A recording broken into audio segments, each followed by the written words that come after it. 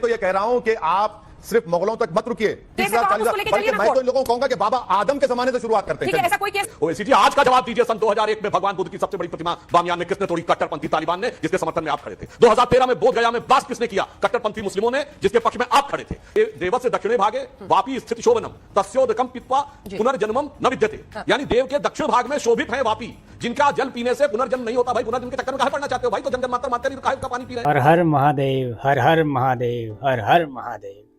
दोस्तों आज के वीडियो की शुरुआत हर हर महादेव के साथ इसलिए कर रहा हूँ, आप समझ तो गए होंगे, क्योंकि आज का विषय है ज्ञानवापी को लेकर। जो मस्जिद मंदिर का विवाद चल रहा है उसको लेकर आज की डिबेट लेकर आया हूँ। आज की डिबेट में बीजेपी की तरफ से प्रवक्ता है सुधांशु त्रिवेदी और मुस्लिम पक्ष रखने के लिए असदुद्दीन ओवैसी, जो लॉ के भी बहुत बड़े जानकार हैं। तो दोस्तों डिबेट में टक्कर कैसी होगी ये तो आपको दोनों का नाम सुनकर अंदाज़ा लग ही गया होगा।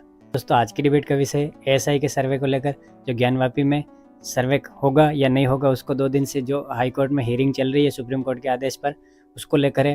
तो दोस्तों वीडियो में दोनों के बीच जमकर टक्कर हुई, लेकिन आपसे एक छोटा सा अनुरोध है, अगर आप चैनल पर पहली बार आए हैं तो वीडियो को लाइक और चैनल को सब्सक्राइब जरूर कर देना, क्योंकि इसी तरह की मज़ेदार और नॉलेजफुल वीडियो इस चैनल पर हम लाते रहते हैं। चलिए मेन वीडियो शुरू करते हैं। तो ये कह रहा हूं कि आप सिर्फ मुगलों तक मत रुकिए, वो तो मुगल तो 500 साल 600 साल है, आप उससे पहले 1000 साल चले जाइए, 2000 साल, 3000, 4000, 5000, 10,000। हाँ जाएंगे, जाएंगे। मैं तो इन लोगों को कहूंगा कि बाबा आदम के जमाने से शुरुआत करते हैं। ये सब क्या देखना पड़ रहा है?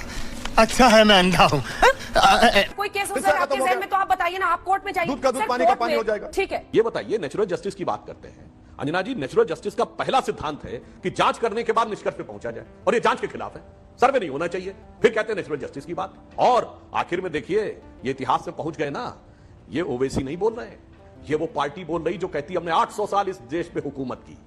इसीलिए देखिए चले गए पुराने जमाने में, और ये पता नहीं कौन सा मनगढ़ंत इतिहास 4000 5000 साल का पहले बताने लगे। ओवैसी जी आज का जवाब दीजिए, सन 2001 में भगवान बुद्ध की सबसे बड़ी प्रतिमा बामियान में किसने तोड़ी? कट्टरपंथी तालिबान ने, जिसके समर्थन में आप खड़े थे। 2013 में बोध गया में ब्लास्ट किसने किया? कट्टरपंथी मुस्लिमों ने, जिसके पक्ष में आप खड़े थे। यह बताइए बर्मा में कौन लड़ रहा है? बौद्ध मंदिरों पर हमले कौन कर रहा है? आप उन लोगों का समर्थन करते हैं। श्रीलंका में कौन ब्लास्ट कर रहा है बौद्ध मंदिरों में? थाईलैंड में कौन कर रहा है? आज का जवाब दीजिए। वापस काशी पर आकर ये सवाल करते हैं। प्लेसेस ऑफ वर्शिप एक्ट आ रही हो sir, places of worship act सबसे ज्यादा। ठीक है, पूरा कर लीजिए, पूरा कीजिए सुधांशु। हाँ मैं एक बात कह देता हूं, अंततः काशी के संदर्भ में यह बात बहुत स्पष्ट है कि काशी से मैं इनसे पूछना चाहता हूं कि औरंगजेब, जिसको ये लोग बादशाह है, काजी जिंदा पीर, बादशाह आलमगीर रहमतुल्लाह अलसलेह जाने काका बोलते हैं, मैं उनसे पूछना चाहता हूं वो वहां करने क्या गए थे भाई? बुतखानों के सबसे बड़े शहर में कौन सी नमाज अदा करने गए थे? इसका लॉजिक बता देना मुझे। ठीक है। अगर ये कह रहे हैं कि वो मस्जिद थी ओरिजिनली, वहां ओरिजिनली मस्जिद कैसे बनी, क्यों बनी, और क्या करने गए उस शहर में जो आपके हिसाब से दुनिया में सबसे बड़ा बुतखानों का शहर है, सबसे बड़ी मूर्तियों देवस्थलों का शहर है? सही बात है। यही नहीं, अभी और सुनिए, का लॉजिकल जवाब दे देना।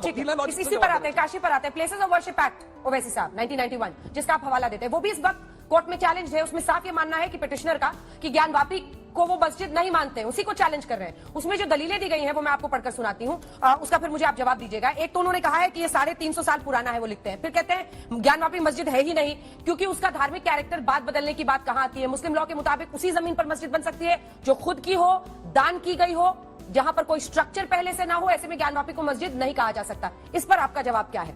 कम पढ़े लिखे हैं, मैं तो कहूंगा कि ट्यूबलाइट है ये लोग। अच्छा। इनको सुप्रीम कोर्ट का जो जजमेंट है, जिसमें आपने एक सवाल कहा था कि 91 का चैलेंज है, आपने कहा था ना मैडम अभी आपने? 91 का चैलेंज हुआ है ना, आपने कहा ना सुप्रीम कोर्ट में? मैडम मगर चैलेंज किया है, मगर सुप्रीम कोर्ट ने उसको अपील किया है। आप पैराग्राफ नंबर 83 बाबरी मस्जिद राम मंदिर के टाइटल शूट पढ़ लीजिए मैडम। ये सुप्रीम कोर्ट कह रही है, history and its wrong shall not be used as instruments to oppress the present and future.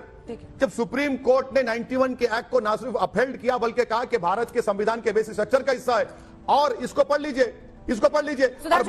अगर कंटेंशन होता है इस आकृति पर, अगर ASI जांच करती है, दावा है 350 साल पुराना है, अगर 100 साल से पुराना है, तो क्या फिर ये आर्कियोलॉजिकल जो प्रोटेक्शन एक्ट है उसके तहत नहीं आ जाएगा? सर आप सेक्शन 4 का सबसेक्शन 3 मुझे समझाइए इसी एक्ट का ना।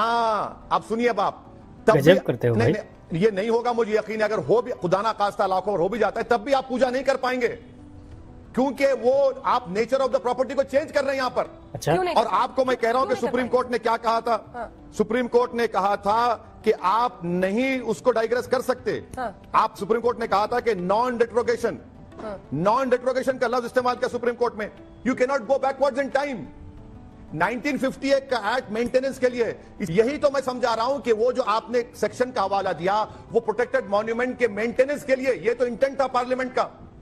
ये आपको पता ही नहीं है व्हाट्सएप यूनिवर्सिटी वाले। सुधांशु जी बताइए, सुधांशु जी बताइए। वो कह रहे हैं अगर आप इनको व्हाट्सएप यूनिवर्सिटी का जवाब दे देता हूं। इन्होंने कहा कि हिस्टोरिकल रॉन्ग को लेकर आज सप्रेस नहीं किया जा सकता। अरे यही तो आप कर रहे हैं।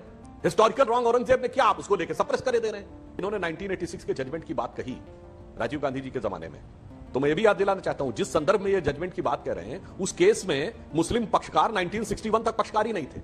1949 में मूर्तियां प्रकट हुई थी और 12 साल का लीगल टाइम फ्रेम होता है कि अगर आप कोई प्रॉपर टाइटल सूट करना चाहते हैं तो 12 साल के बाद आपका क्लेम खत्म हो जाता है।